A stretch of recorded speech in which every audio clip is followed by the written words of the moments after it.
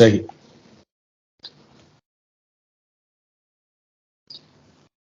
السلام علیکم. شرائع دستور سے میں ہوں عبدالقیوم صدیقی اور آپ ہیں EQS کے ساتھ، اور آج ہم بڑے ہی خوش نصیب ہیں کہ آج ہمارے ساتھ حماد غزنوی صاحب ہیں.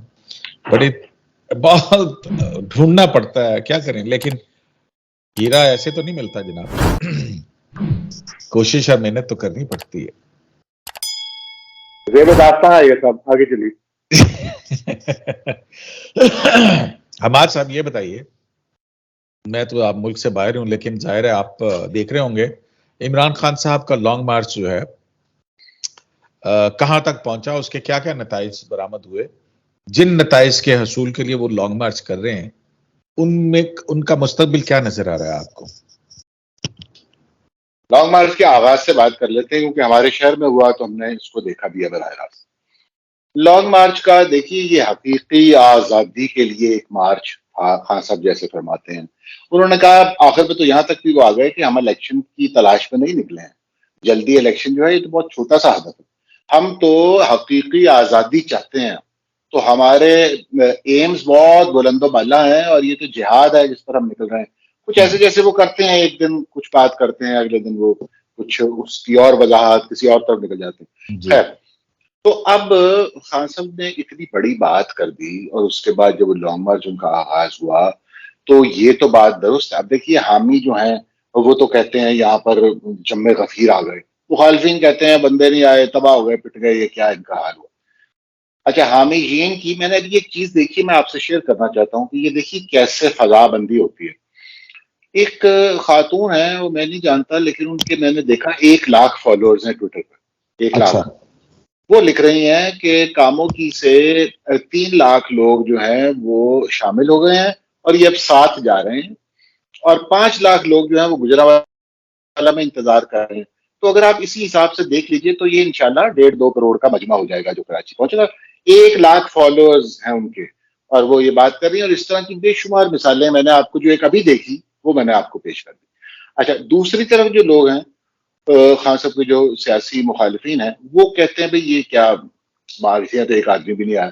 لیکن بات سچی یہ ہے کہ وہ خان صاحب نے جہاں سے شروع کیا نا لبرٹی چوک سے، ویسے تو وہ جگہ ہی 5-7-10 ہزار لوگ آ جائیں تو یہ بھی غنیمت ہے. وہاں پر بڑی تنگ سی وہ ایک خاص طرح کا چوک ہے گول چکر سے. تو اس جگہ پر وہاں پر ایک رکھنے کا مقصد ہی یہ تھا کہ یہ ایک فیملیئر ٹیریٹری ہے اور ہمیں معلوم ہے کتنے لوگوں سے اس کو بھرا جا سکتا ہے. اور پھر اس کی ایک تیاری تھی، یعنی ٹاؤنز، گلبرگ ٹاؤن، ان کی یوسیز، ان کے عہدیداران ابھی حال ہی میں نامنیٹ بھی کیے ہیں انہوں نے. تو پارٹی نے سب کی ذمہ داریاں، پھر وہ گروپس بنے ہوئے ہیں، اس میں وہ پوسٹ بھی کر رہے تھے کہ دیکھیں جی میں 25 لوگوں کا اپنا جو ذمہ داری تھی میں نے وہ نبھا دی، میں قافلہ لے کے نکل رہا ہوں. تو اس طرح بہت سے لوگ آ گئے. پھر ہماری کچھ خواتین جو ڈائی ہارڈ ہیں وہ بھی وہاں پر آ گئی. تو کوئی خاصا کوئی شرمندگی نہیں ہو رہی ہوگی ایسا وہ لگ رہا تھا. لیکن سچ یہ ہے کہ اگر آپ حقیقی آزادی لینے نکلے ہیں نا تو یہ 5-7 ہزار جیسے کہ لوگ کہتے ہیں یا ان کے حامی کہتے ہیں نا جی 20-25 ہزار آدمی تھا، چلیے 20-25 ہزار آدمی تھا. یہ 20-25 ہزار آدمی کا کھیل تو نہیں ہے نا. وہاں تو اگر دیکھیے کہ 5-7 لاکھ لوگ آ جاتے تو سب کے کان کھڑے ہو جاتے ہیں کہ بھائی یہاں پر ایک تبدیلی آ گئی ہے، اسے پہچانی ہے اور اس کو ایک ریالٹی کے طور پر ایکسپٹ کریں کہ یہ لوگ اب بےتاب ہو گئے ہیں.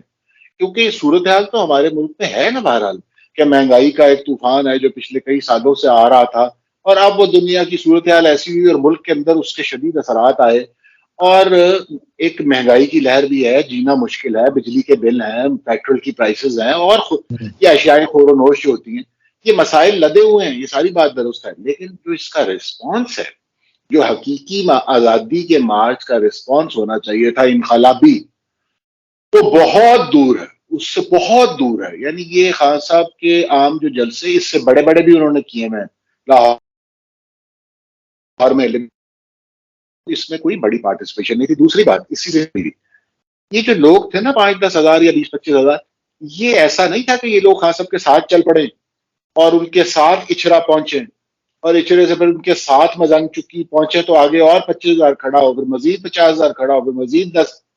ایسا نہیں تھا. وہ لوگ یہاں سے چلے گئے، وہ صرف وہی جو پارٹی کے عہدیداران ہوتے ہیں وہ 2-4-5 ہزار وہ پھر آگے پہنچ جاتے ہیں. لہذا اس میں آپ سمجھ جائیے یہ ایک حقیقی آزادی کے لیے نکلنے والوں کے لیے مایوس کن منظر تھا. اور اس پھر لیکن آگے. جی یہ جی جی. یہ بھی تو ہو سکتا ہے نا کہ وہ شعر نہیں ہے کہ میں اکیلا ہی چلا تھا جانب منزل، لوگ ملتے گئے، کارواں بنتا گیا. تو کارواں اکٹھا کر کے وہاں پہنچنے کی کیا ضرورت ہے؟ اب آہستہ آہستہ پہنچتے جائیں گے، پہنچتے جائیں گے، پہنچتے جائیں گے. جی میں یہی تو عرض کر رہا ہوں کہ وہ کارواں اس طرح بنا نہیں. بنا یہ نہیں. چھوٹے چھوٹے کارنر میٹنگز کرنا یا چل جلسہ ہی کہہ لیجیے، یہ تو کچھ اور چیز ہے نا. یہ تو ہے بس. اس سے آپ کیا حکومت کو پریشر ڈالنا چاہتے ہیں؟ اس سے حکومت پہ پریشر نہیں پڑے گا. اس سے آپ کیا اسٹیبلشمنٹ پہ پریشر ڈالنا چاہتے ہیں؟ نہیں، اس سے نہیں پڑے گا پریشر. یہ تو بلکہ ایک طرح کی سبکی ہے، میں سمجھتا ہوں. ابھی میں ایک دیکھ رہا تھا، نیوز دیکھ رہا تھا صدف کے حوالے سے، چینل 5 کی رپورٹر. اس کا سانحہ ہوا، حادثہ ہوا، باقی بڑی دکھ والی بات ہے. حماد صاحب، ہمیں رپورٹنگ کرتے ہوئے بھی جو ہے نا یہ بھی دیکھنا ہے کہ اپنے آپ کو کیسے محفوظ رکھنا اور نیوز بھی کرنی. تو آپ کے خیال میں یہ کیا ہے؟ یہ ہماری کس قسم کی کوتاہی اور لاپرواہی ہے، یا نیوز آرگنائزیشنز کا پریشر ہوتا ہے کہ نہیں مجھے وہ والا شاٹ چاہیے، مجھے یہ چاہیے، مجھے وہ چاہیے پیچھے سے وہ آپ، اور پھر اس کے اندر جو ہے وہ رپورٹر بیچارہ پتہ نہیں کس قسم پرسی کے اندر کیا کچھ کر رہا ہوتا ہے. ہاں یہ بات اب بڑی افسوسناک واقعہ یہ ہوا حادثہ اور صدف کا. یہ آپ نے درست کہا، جس آپ نے مجموعی جو فضا ہے اس کی طرف اشارہ کیا کہ ہم کن حالات میں آپریٹ کرتے ہیں، ہمارے صحافی اور رپورٹرز بالخصوص جو ہوتے ہیں گراؤنڈ پہ. آپ یقین جانیے میں سمجھتا ہوں کہ آپ لوگ خوش قسمت ہیں اور کوئی کسی کی دعا ہے آپ کو، کسی کا سایہ ہے آپ پر. ورنہ جن حالات میں یہ کام کرتے ہیں نا، ہر روز کوئی، ہر دوسرے دن کوئی شہادت ہو. میں یہ سمجھتا ہوں نہ کوئی انشورنس، نہ کوئی آگا پیچھا، نہ کوئی اصول، نہ کوئی ضوابط، کچھ بھی نہیں. آپ یعنی کہیں بھی چڑھ جاتے ہیں اور وہاں سے آپ فوٹیج کی خواہش رکھتے ہیں. جیسے آپ نے کہا ایک دوڑ سی بھی ہوتی ہے. اور یہ انلیگل چیزیں ہیں. جس لینڈ پہ آپ ہیں نا، جب میں کچھ دہائیاں پہلے ہم وہاں پڑھتے تھے تو آپ یقین جانیے کہ اسٹوڈیو میں ایسے ہی کوئی آدمی چڑھ جائے اوپر، نہیں نہیں نہیں، اس کا ایک اٹائر، اس کی ایک کٹ تھی، وہ ہیلمٹ اور وہ سب چیزیں، اور اس کو کس طرح باندھ کے رکھنا ہے کہ اگر وہ گر بھی جائے تو کس طرح اس کو بچانا ہے. نیچے نیٹ لگا ہوا ہے، ایک سسٹم. اور یہاں پر تو آپ کے رپورٹرز بیچارے جان ہتھیلی پہ لیے پھرتے ہیں، ان کے تحفظ کا کوئی سامان کیمرہ نہیں. مین دونوں بالکل صحیح بات. رپورٹرز، کوئی نہیں. کیمرہ مین، باقی بھی جو ساتھی ہوتے ہیں ہمارے، کو ہاں. گیفر ہے، کو بجلی، کسی نے ٹرائی پاڈ اٹھایا ہوا ہے، جو بھی لوگ ہوتے ہیں، کوئی بی ایس این جی چلا رہے ہیں لڑکے، سارا عملہ. تو یہ ایک اس طرح کے حالات میں کام کرنا، یہ ہماری خوش قسمتی ہے کہ روز کوئی آدمی ہمارا نہیں جان سے جا رہا. اور لہٰذا اس کے بارے میں اب دیکھیے، اس کا دوسرا بھی پہلو ہے. ان کی تنخواہ کے حوالے سے بھی باتیں سامنے آئیں کہ کتنی ان کو ملی تھی، کتنی نہیں ملی تھی. وہ ایک کسی ادارے کا مسئلہ نہیں ہے. یہ آپ مختلف طرف دیکھتے جائیں، یہ ان ہیومن کنڈیشنز ہیں جس میں یہ لوگ آپریٹ کر رہے ہیں. یہ جو 2 4 6 آپ کو صحافی نظر آتے ہیں نا، اینکرز، اور ان کے بڑے بڑے بنگلے اور وہ بڑی بڑی گاڑیوں میں، اور آگے پیچھے ان کے وہ ویگوز چل رہی ہوتی ہیں، وہ کچھ اور معاملہ ہے. 99% صحافی جو ہے سنجیدہ، جو لوگ صبح اپنا کمانے نکلتے ہیں کام کر کے خبر کی تلاش میں، اور شام کو ان کو پتا ہوتا ہے ہمارا ایک سسٹم ہے، وہ بیچارے اب بھی ایک ایسی تنخواہیں لے رہے ہیں اور ایسے سیلری سٹرکچر میں پھنسے ہوئے ہیں، اور تنخواہ کبھی ملی نہ ملی، بہت عجیب صورتحال میں وہ سانس لے رہے ہیں. تو بہرحال جی بہت ہی افسوسناک حادثہ ہوا، اور جس طرح وہ ہوا ہے وہ بھی آپ کے علم میں ہے. اچھا، چلیں، یہ ظاہر ہے یہ بھی اسی لانگ مارچ کے اندر ہی واقعہ تھا، تو ہم نے اس کو ڈسکس بھی کیا، اس کے پیچھے کی باتیں بھی. آپ کو لگتا ہے کہ یہ لانگ مارچ اپنے اہداف پورے کر پائے گا جس طرح سے جا رہا ہے؟ دیکھیں ہمارے ساتھ، مجھے ایک بات سمجھ نہیں آتی کہ ملک کے اندر آئین ہے، آئین کے تحت ہمارے ہاں ادارے ہیں. اداروں میں جو سیاست میں کہتے تھے نہیں ہونے چاہیے، وہ سیاست میں وہ کہتے ہیں اب ہم نہیں ہوں گے، ہم اے پولیٹیکل ہو چکے ہیں. اچھا، اور پھر اس کے بعد جو ہے وہ عمران خان صاحب کو گرفتار بھی کوئی نہیں کر رہا، ان کو عدالتوں میں انصاف بھی مل رہا ہے، سارا کچھ ہو رہا ہے. تو پھر آزادی کس چیز کی؟ مطلب کہنے کا مطلب یہ میرا یہ ہے کہ کانسٹیٹیوشن موجود ہے، کانسٹیٹیوشنل رول کی طرف آپ جا رہے ہیں، تو پھر آزادی کا کیا طریقہ کار ہے؟ پھر ان کی حقیقی آزادی کون سی والی مانگ رہے ہیں؟ میرا خیال ہے یہ اپنی وہ فین فالوئنگ جو ہے خان صاحب کی، ان کی کنزمپشن کے لیے وہ ایسی تراکیب استعمال کرتے ہیں اور کامیابی سے کرتے ہیں، اور لوگ ان کو فالو بھی کرتے ہیں اور اعتبار بھی لے آتے ہیں اس کے اوپر. لیکن اگر آپ سنجیدگی سے دیکھیں گے تو یہ حقیقی آزادی تو آپ کو نہیں کبھی سمجھ آئے گی یہ کیا ہے. دیکھیے اگر تو حقیقی آزادی وہ ہے کہ پی ٹی آئی کی حکومت ہو تو وہ تو پنجاب میں موجود ہے، اور یہاں 12-13 کروڑ لوگ جو ہیں حقیقی آزادی سے لذت آشنا ہیں. اور یہی معاملہ کے پی کے میں ہے جہاں پہ 10 سال سے حقیقی آزادی چل رہی ہے. تو ہماری سمجھ میں یہ بات نہیں آتی. شاید خان صاحب کوئی لفظ ٹوسٹ کرتے ہیں اور وہ کہتے ہیں کہ حقیقی آزادی کا مطلب ہے، صرف وہ انکل سام کا ذکر نہیں کر رہے ہوتے، وہ کہتے ہیں کہ شاید، میں اب یہ ایسے گویڑ جسے کہتے ہیں کہ وہ کہتے ہیں بھئی یہاں پر جن لوگوں نے مجھے اقتدار دیا تھا ان لوگوں کو یہ اختیار نہیں ہونا چاہیے کہ وہ کسی اور کو اقتدار دیں. یہ ہے حقیقی آزادی. تو خان صاحب اپنے اہداف کی آپ نے بات کی نا، زیادہ سنجیدہ بات کرتے ہیں. خان صاحب کے اہداف جو ہیں جلدی الیکشن، وہ اس طرح نہیں ہوگا. خان صاحب کے اہداف اگر میں یہ بھی شامل ہے کہ وہ آرمی چیف کی تعیناتی میں کوئی کردار چاہتے ہیں تو یہ نہیں ہوگا، بلکہ اس بارے میں بات واضح ہو چکی ہے کہ ان کا اس میں رول نہیں ہوگا. اس کی اپوائنٹمنٹ میں چیف کی جو لگائیں گے لوگ، وہ خود ہی محتاط ہوں گے کہ یہ ملک کی صورتحال ایسی ہے اور ہمیں سینیورٹی کے پرنسپل کے قریب ترین رہنا چاہیے تاکہ کسی قسم کی نہ انگلی اٹھے نہ کوئی بات بن سکے. تو ان معاملات کے حوالے سے تو آزادی مارچ کو کوئی کامیابی نہیں ملے گی. دوسری بات یہ کہ آزادی مارچ کی جو حالت ہوئی ہے، اب تو یہ سمجھ میں نہیں آ رہی کہ آگے جانا ہے نہیں جانا، کیونکہ وہ تو 2 بجے 3 بجے کے قریب آتے ہیں خان صاحب، اور پھر وہاں پر وہ 2-3 گھنٹے کا ہے اور اس کے بعد وہ صورتحال جیسی بھی بن جاتی ہے. تو آج تو خیر حادثہ ہو گیا، لیکن آپ آگے بھی دیکھیں گے یہ یعنی یہ جو کارواں ہے یہ بے سمت کارواں ہے. کل بھی تو ایسا ہوا تھا نا کہ اچانک سے چھوڑ کے چلے گئے تھے، پھر اس پہ بھی کنفیوژن ہوئی. انہوں نے کہا کہ وہ کسی اہم شخص سے ملاقات کرنے گئے ہیں، اہم شخصیت تھی کوئی نہیں، مطلب پھر ہم یہ دیکھیں کنٹینر کے اوپر جو ہے وہ اپنا وہ جو ہے میاں اظہر صاحب کے صاحبزادے حماد اظہر آپ کے ہم نام جو ہے حماد اظہر اور فیصل کے درمیان میں مائک پہ چھینا جھپٹی ہو رہی ہے. کبھی اسد عمر ڈانٹتے پیٹتے نظر آ رہے رہتا ہے. بالکل. اچھا، اب اس کے ہم جو بات کر رہے تھے کہ کیا یہ اپنے ہدف کی طرف جائے گی یا اس کا انجام کیا ہوگا اور یہ کہاں پہ تمام ہوگی. ایک تو اب دوسری دیکھیے کہ خواہش ایک طرف یہ بھی نظر آ رہی ہے جو کہ آپ کو گنڈا پور کی گفتگو سے پتہ لگ گیا ہوگا کہ اس میں یا تو ایسا صورتحال پیدا کر دی جائے، اتنی لاشیں اکٹھی کر لی جائیں کہ یہ جو خونی مارچ کہا جا رہا تھا واقعی اس کو خون میں رنگ دیا جائے اس مارچ کو. یہ تو بہت ہی خطرناک پلان ہے. اس کا معنی تو صرف ایک ہے اور وہ یہ ہے کہ اس سسٹم کی بساط ہی الٹ دی جائے، اور یہاں پر اگر میں نہیں تو پھر کوئی بھی نہیں، اور پھر دیکھا جائے گا جب اس سے ہم بیماری سے نکلیں گے. تو یہ اس طرح کا منصوبہ ہے اگر ہے تو، لیکن یہ تو بہت ہی خطرناک خوفناک بات ہے.